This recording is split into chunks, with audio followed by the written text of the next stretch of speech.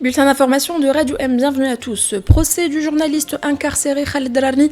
Le verdict sera rendu le 10 août prochain. Le procureur de la République près le tribunal de Sidi Mohamed a requis hier lundi une peine de 4 ans de prison ferme, une amende de 100 000 dinars et 4 ans d'interdiction des droits civiques à l'encontre du journaliste Khaled Dararni et ses co-accusés Samir Belarbi et Slimane Hamidtouch lors du procès qui s'est poursuivi jusqu'à tard dans la soirée d'hier.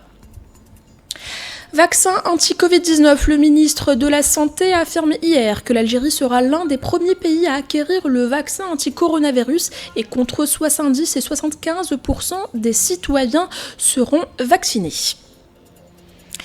Réouverture progressive des mosquées et des plages. La présidence de la République a annoncé hier lundi la programmation de la réouverture progressive des grandes mosquées dans la ville du pays, ainsi que les plages et les lieux de récréation et de détente.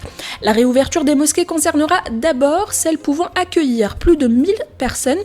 Ces décisions ont été prises au cours de la réunion du Haut Conseil de sécurité qui s'est déroulée hier sous la présidence de Tebboune.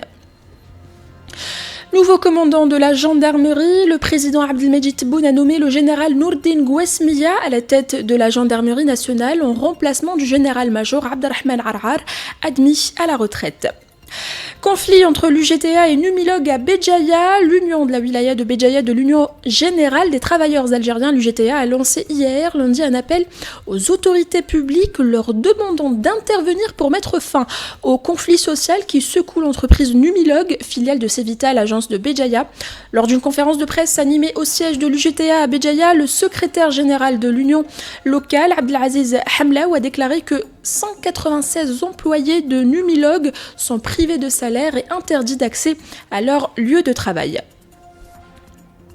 Contrat entre Ali Haddad et une société de lobbying américaine. Le parquet général près la cour d'Alger a annoncé l'ouverture d'une enquête préliminaire suite aux informations relayées par certains titres nationaux au sujet d'un contrat conclu par les représentants du prévenu Haddad Ali avec une société américaine d'un montant de 10 millions de dollars.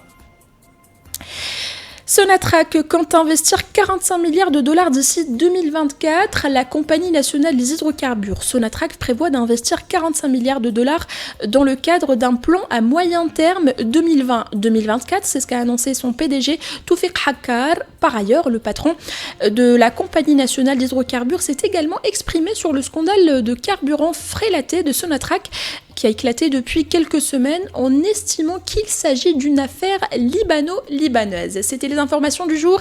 Merci de nous avoir suivis. Excellente journée à tous.